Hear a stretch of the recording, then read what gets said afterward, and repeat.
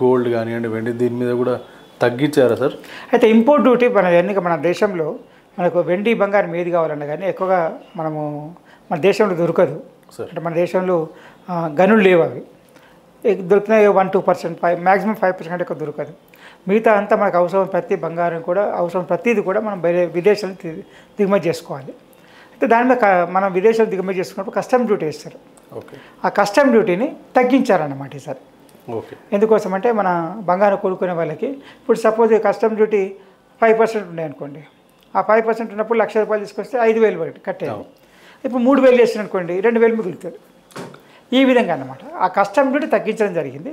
దానివల్ల మనకు బంగారం కానీ ఆ రేట్ తగ్గే అవకాశం ఉంటుంది. సరే, ఇప్పుడు దేని మీద తగ్గించారని ఇప్పుడు మొబైల్ ఫోన్స్ అంటున్నారు. అంటే ఇప్పుడు ఏమవుతుంది, విదేశాల నుంచి మనం ఏది దిగుమతి చేసుకుంటామో ప్రతి వస్తువు మీద కస్టమ్ డ్యూటీ కట్టాలి. అవును సార్, ఏది తీసుకొచ్చో కస్టమ్ డ్యూటీ కట్టాలి. అయితే కస్టమ్ డ్యూటీ అది కొన్ని ఐటమ్స్ 6%, కొన్ని 12%, కొన్ని 20% ఉంటాయి. కస్టమ్ డ్యూటీ ఐటమ్స్ మీదకి ఆధారపడి ఉంటుంది, దాని వాల్యూ మీద కూడా ఆధారపడి ఉంటుంది. అయితే అందుకే ఇప్పుడు ఏం చేస్తే మెడిసిన్స్ ఉన్నాయి, క్యాన్సర్ మెడిసిన్స్కి మొత్తము కస్టమ్ డ్యూటీ మొత్తం మాఫీ ఇస్తారు అనమాట, అవసరం లేదని. అదే మాదిరిగా మన సోలార్ ప్యానల్స్కి ఇంతకుముందు కస్టమ్ డ్యూటీ ఎక్కువ వేసేవాళ్ళు, ఇప్పుడు దాన్ని తగ్గించారు. ఎందుకంటే మన దేశంలో తయారవుతున్నాయి కాబట్టి మన దేశం కూడా ప్రపంచాన్ని పోటీకి తట్టుకోవాలనే ఉద్దేశంతో మన దేశంలో పరిశ్రమలకు ప్రోత్సహించాలి, తయారు చేయాలి ప్రపంచ కాంపిటీషన్ తట్టుకోవడానికి విధంగానే మనం దిగుమతి చేసుకునే దానిపైన సోలార్ ప్యానల్స్ వాటిపైన తగ్గించడం జరిగింది. అంటే మన అక్కడ తక్కువ రేటుతో వచ్చేదాన్ని కూడా ఇక్కడ పరిశ్రమలు తట్టుకోవాలి, కాంపిటీషన్ తట్టుకొని నిలబడాలి. ఇది సోలార్ ప్యానల్స్ పైన, ఈవెన్ ఇవి సెల్ ఫోన్ పైన వాడే ఎలక్ట్రానిక్ కాంపోనెంట్స్ కానీ, మిగతా దేంట్లోనే వాడే ఇంగ్రీడియంట్స్ ఏవైతే దీంట్లో దిగుమతి చేసుకుంటే తప్ప చేయని డిఫెన్స్ రంగంలో కానీ, ఇంజనీరింగ్ రంగంలో కానీ, హెల్త్ కేర్ రంగంలో కానీ ఎక్కడైనా మనం కొన్ని దిగుమతి చేసుకోవాల్సి వస్తుంది. మనకు తయారు కావు ఇంకా అవి. వాటిని ఎయిర్లైన్స్ రంగంలో కానీ, ఎయిర్పోర్ట్స్ రంగంలో కానీ, మన ఏవియేషన్ రంగంలో కానీ తీసుకున్న వాటిని దాని మీద ఎప్పుడైతే మనం దిగుమతి చేసుకుని దాని మీద ట్యాక్స్ తగ్గించడం జరిగింది అనమాట. దానివల్ల మనం ఈ రంగాలకు సంబంధించిన అన్నిటి కూడా ధరలు తగ్గే అవకాశం ఉంటుంది. సార్, ఇప్పుడు లాంగ్ టర్మ్ క్యాపిటల్ కూడా 10%కి పెంచారు, అది ఎంతవరకు నిజం సార్? అంటే లాంగ్ టర్మ్ క్యాపిటల్ గెయిన్స్ అనేది 10% చేయలేదు. ఇంతకుముందు ఏముండేదంటే షేర్స్ మీద అమ్మితే సంవత్సరాల తర్వాత అమ్మితే 10% ట్యాక్స్, సంవత్సరం లోపల అమ్మితే నార్మల్ ఆదాయం కింద ఏ ఆదాయం ఉంటే ఆదాయం కింద ట్యాక్స్ వేస్తారు. ఆ విధంగా పడేయండి. కొన్నిసార్లు 20-30% కూడా పడేది 1 ఇయర్ లోపల అమ్మితే. ఇప్పుడు అదే షేర్స్ కాకుండా ఫైనాన్షియల్ అసెట్స్ అంటారు, షేర్స్ కానీ బాండ్స్ కానీ ఇలాంటివన్నీ. అలా కాకుండా మ్యూచువల్ ఫండ్స్ కూడా ఫైనాన్షియల్ అసెట్స్, వీటికి 1 ఇయర్ గ్యారెంటీ ఇది ఉండేది. మిగతా అసెట్స్ అంటే మ్యూచువల్ ఫండ్ షేర్స్ కాకుండా మిగతా ఏమన్నా ప్రాపర్టీ కానీ, బంగారం కానీ, ఫర్నిచర్ కానీ, వెహికల్ కానీ ఏది అమ్మినా కానీ 2 ఇయర్స్ కంటే ఎక్కువ అమ్మితే 20% ట్యాక్స్, 2 ఇయర్స్ తర్వాత అమ్మితే, 2 ఇయర్స్ లోపల అమ్మితే నార్మల్ రేట్ ఆఫ్ ట్యాక్స్ 20%, 30% ఎంత పడుతుంది అనమాట. అయితే ఇప్పుడు దాన్ని ఏం చేశారంటే ఈ 10% ఉన్నదాన్ని 20% దాన్ని 10% తీసేసి అన్నిటికీ 12.5% వేశారన్నమాట ట్యాక్స్. 1 ఇయర్ దాటితే షేర్స్ పైన 12.5% ట్యాక్సే, ప్రాపర్టీ పైన 2 ఇయర్స్ కంటే ప్రాపర్టీ కానీ మిగతా ఏ అసెట్స్ అమ్మినా 2 ఇయర్స్ కంటే ఎక్కువ ఉంచుకున్న తర్వాత అమ్మితే దాని మీద 12.5%. అయితే ఇండెక్సేషన్ బెనిఫిట్ తీసేస్తున్నారని అది ఎంతవరకు కరెక్టో చూడాలి, వెరిఫై చేయాలి, ఇంకా క్లారిటీ డిమాండ్ రాలేదు. ఆ 10ని 12.5% చేసి ఈ యొక్క ఫైనాన్షియల్ అసెట్స్కి నాన్ ఫైనాన్షియల్ అసెట్స్కి తేడా తీసేశారనమాట. తీసేసి ఏదైనా కానీ ఇది 12 నెలలు ఏది ఫైనాన్షియల్ అసెట్స్ అయితే, నాన్ ఫైనాన్షియల్ అసెట్స్ అయితే 24 months, అంటే 1 ఇయర్ 2 ఇయర్స్ దాటగానే 12.5% ట్యాక్స్ రేట్ వస్తుంది. అది ఇప్పుడు టీడీఎస్ డిడక్షన్ కూడా ఉందా సార్? టీడీఎస్ డిడక్షన్ కూడా ఉంటుంది. టీడీఎస్ అనేది అడ్వాన్స్ ట్యాక్స్ కింద అనమాట. సపోజ్ ఒక వ్యక్తికి మనం 10,000 ఇస్తున్నామంటే టీడీఎస్ చేస్తే ఒక 10%, అంటే ₹1,000 డిడక్షన్ చేస్తున్నాం. అంటే ఆయన 10,000 ఆదాయం వస్తుంది కాబట్టి అలాగే ₹1,000 డిడక్షన్ చేసి 9,000 ఇస్తాం ఆయనకు. అయితే ఆయన ఇన్కమ్ ట్యాక్స్ రిటర్న్ ఫైల్ చేసేటప్పుడు ఆ ₹1,000 ఆయన కట్టే దాంట్లోకి మినహాయించుకొని మిగతాది కడతారనమాట. అది టీడీఎస్ అనేది. అయితే టీడీఎస్ అంటే పర్పస్, దాని యొక్క ఉద్దేశం ఏంటంటే పే వాల్యూ ఎర్న్, మీకు ఎప్పుడైతే పేమెంట్ వస్తుందో అప్పుడు ట్యాక్స్ కట్టండి అని. ఆ విధంగా టీడీఎస్ అనేది ఆ ప్రొవిజన్ తీసుకోవడం జరిగింది. ఇప్పుడు జీడిపి వాల్యూ పెరిగిందా సార్?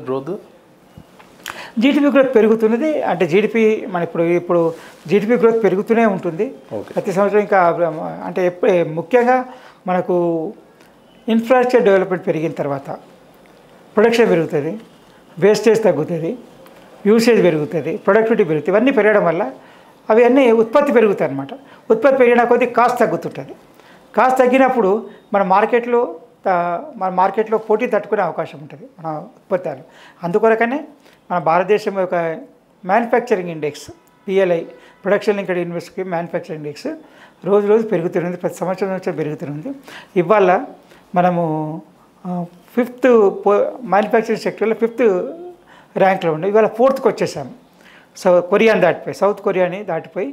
అండ్ ఇంతకుముందు మ్యానుఫ్యాక్చరింగ్ రంగంలో సౌత్ కొరియా ఉండేది 4th పొజిషన్లో, మనం 5th పొజిషన్. ఇప్పుడు మనం 4th పొజిషన్లోకి వచ్చి సౌత్ కొరియా 5th పొజిషన్కి వెళ్ళింది. అంటే ఉత్పత్తి రంగంలో మన యొక్క నాణ్యతని ప్రపంచం మొత్తం యాక్సెప్ట్ చేస్తున్నది. మన యొక్క రేటు అంటే ధర, నాణ్యత, డెలివరీ, తర్వాత అదే మరి క్వాలిటీ, ఇవన్నీ కూడా ప్రపంచంలో ఇంతకుముందు ఎక్స్పోర్ట్ క్వాలిటీ అని వేరు, డొమెస్టిక్ క్వాలిటీ అని వేరు ఉంటుంది. కానీ అట్లా కాదు, ప్రపంచం మొత్తం కూడా మనం ఇప్పుడు అన్ని సేమ్ క్వాలిటీ ఉండాలని కేంద్ర ప్రభుత్వం ఈ 10 సంవత్సరాల నుంచి మనం వాడే వస్తువు కానీ విదేశాలకు వచ్చే వస్తువు కూడా సేమ్ క్వాలిటీ ఉండాలనే ఉద్దేశంతో ఎక్స్పోర్ట్ క్వాలిటీ కాకుండా అన్ని కామన్ క్వాలిటీ. అంటే గ్రేడింగ్ ఉంటుంది, A grade, B grade, C grade ఉండొచ్చు. కానీ అక్కడ A గ్రేడ్ వేసి ఇక్కడ B గ్రేడ్ చేయడం, ఇక్కడ ఇది చేయకుండా గ్రేడింగ్ లేకుండా క్వాలిటీ విషయంలో ఎలాంటి కాంప్రమైజ్ కాకుండా ప్రపంచంలో ఉన్న ఉత్పత్తులను తట్టుకొని మన అభివృద్ధిని అంటే ఉత్పత్తిని పెంచాలనే ఉద్దేశంతో మనకు ఈ యొక్క ఎక్స్పోర్ట్ క్వాలిటీ అనే కాకుండా బెస్ట్ క్వాలిటీ అని మనం చేయడం మ్యానుఫ్యాక్చరింగ్ సెక్టర్ చేస్తున్నాం. ఈ కంటిన్యూటీ ఆఫ్ పెన్షన్ పాలసీ అంటే సార్? పెన్షన్ పాలసీ అంటే ఇప్పుడు నేషనల్ పెన్షన్ స్కీమ్ ఉంది, EPF ఉంది. నేషనల్ పెన్షన్ స్కీమ్ అంటే ఎవరైనా కానీ మనము మంత్లీ ఇంత కడితే మనకు రిటైర్మెంట్ తర్వాత ఇంత ఇస్తారని చెప్పని ఉంటుంది అన్నమాట. ఈ పెన్షన్ స్కీమ్ అది అదే మాదిరిగా ఈ పెన్షన్ స్కీమ్ అంటే ఇది ఎవరికి social welfare schemes, social welfare scheme అంటే ఇప్పుడు రైతులకు ఇచ్చేది, ఆ తర్వాత అదే మాదిరిగా వికలాంగులకు కానీ ఇచ్చేది, తర్వాత ఇంకా కొందరు ఎవరికైతే ప్రభుత్వము ఇస్తుంటుందో అదే కంటిన్యూ ఉంటుంది అన్నమాట. అదే దాన్ని ఎలాంటి డిస్టర్బ్ లేకుండా అలాగే కంటిన్యూ చేస్తారు. ఇప్పుడు మనం బీద వాళ్ళకి నెలకు 5 కిలోలు ఫ్రీగా ఇచ్చే రేషన్ ఇచ్చేది ఉంది. తర్వాత ఫ్రీ పవర్ 200 యూనిట్లో 300 యూనిట్లో ఉంది. గ్యాస్ ఇలాంటివి కూడా అది కంటిన్యూ ఉంటుంది అని చెప్పడం జరిగింది. ఈ కస్టమ్స్ డ్యూటీలో తగ్గిస్తే ఇప్పుడు దీంట్లో అంతా తగ్గిస్తారు అని అంటున్నారు కదా సార్? కస్టమ్ డ్యూటీ తగ్గించాలంటే మనం ఎప్పుడు విదేశాలకు వెళ్ళి తెప్పించుకుంటే దాని మీద కస్టమ్ డ్యూటీ ఇస్తారనమాట.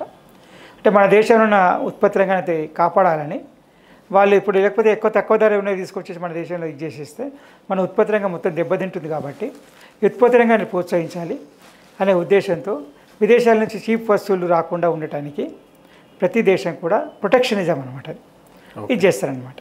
అదే మాదిరిగా విదేశాలను తీసుకొచ్చుకున్నప్పుడు కూడా మనం ఫారిన్ ఎక్స్చేంజ్ చెల్లించాల్సిన అవసరం ఉంటే మన కరెన్సీ ఒప్పుకోరు కాబట్టి దానికి కూడా దిగుమతి డిస్కరేజ్ చేయాలనే ఉద్దేశంతో మనకు ఈ కస్టమ్ డ్యూటీ ఇస్తారనమాట. దాని కొరకనే ఇప్పుడు మన దేశం దొరకని విదేశాలు కంపల్సరీ తెప్పించుకోవాల్సిన వస్తువులకు కూడా కస్టమ్ చేస్తాం. కాబట్టి ఇప్పుడు అందుకే బంగారం మీద తగ్గించడం అంటే సామాన్య మానవులకు కూడా కొంత ధర తగ్గించడం, ఊరట కలిగించడం, క్యాన్సర్ పేషెంట్లకు ఆమె మెడిసిన్స్కు తగ్గించడం, తర్వాత అదే మాదిరిగా ఇది మన సెల్ ఫోన్కు కొన్ని పార్ట్స్ కూడా తగ్గించడం. దానివల్ల ఏమవుతుందంటే మన దగ్గర తయారు చేసే ఇది సెల్ ఫోన్స్కి తక్కువ రేట్లో దొరుకుతుంది, తక్కువ రేటుకి అమ్మే అవకాశం ఉంటుంది. ఈ విధంగా పాసింగ్ ఆన్ ద బెనిఫిట్ అనమాట. తగ్గిన రేటుతో కస్టమర్ కూడా ఇంత 50,000కి ఇచ్చే సెల్ ఫోన్ని 45,000కి ఇచ్చే అవకాశం ఉంటుంది. ఈ విధంగా ఆ బెనిఫిట్ వినియోగదారులు చేరే అవకాశం ఉంటుంది. చేస్తారా లేదా వేరే విషయం, కానీ దీన్ని తగ్గించడం వల్ల వాళ్ళకు కంపెనీకి ఉత్పత్తిదారు బెనిఫిట్ అవుతుంది, అదే వినియోగదారు కూడా బెనిఫిట్ ఇస్తుంది. సార్ ఇప్పుడు నార్మల్గా జనాలు ఊరట కలుగుతారు సార్ ఇంత, అసలు వాళ్ళకు మన వ్యూయర్స్కి మీరు ఇచ్చే సలహా? ఊరట అనేది ఏది కూడా ఇప్పుడు ఈ బడ్జెట్కి వచ్చింది ఈ ప్రభుత్వాలు కూడా మనకేదో వాళ్ళు మన చేతికి ఇవ్వరు, మన కంటికి ఇస్తారనమాట సహాయాన్ని, మనం అందుకోవాలి దాన్ని.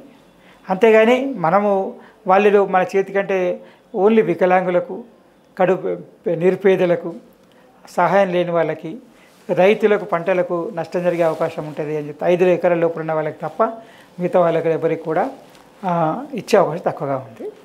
ఇచ్చే అవకాశం ప్రోత్సహించట్లేదు గవర్నమెంట్ కూడా.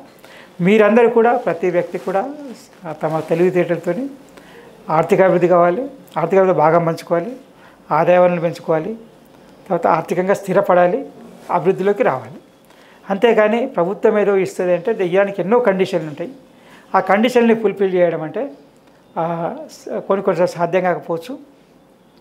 పోనీ ఒకవేళ బై మిస్టేక్ అయినా కానీ మనము కరెక్ట్ ఇన్ఫర్మేషన్ ఇవ్వకుండా మిస్గైడ్ చేసి తీసుకున్నా కానీ కొద్ది రోజుల తర్వాత తెలిసినప్పుడు దాని చట్టరీత్యా చర్యలు తీసుకునే అవకాశం ఉంటుంది.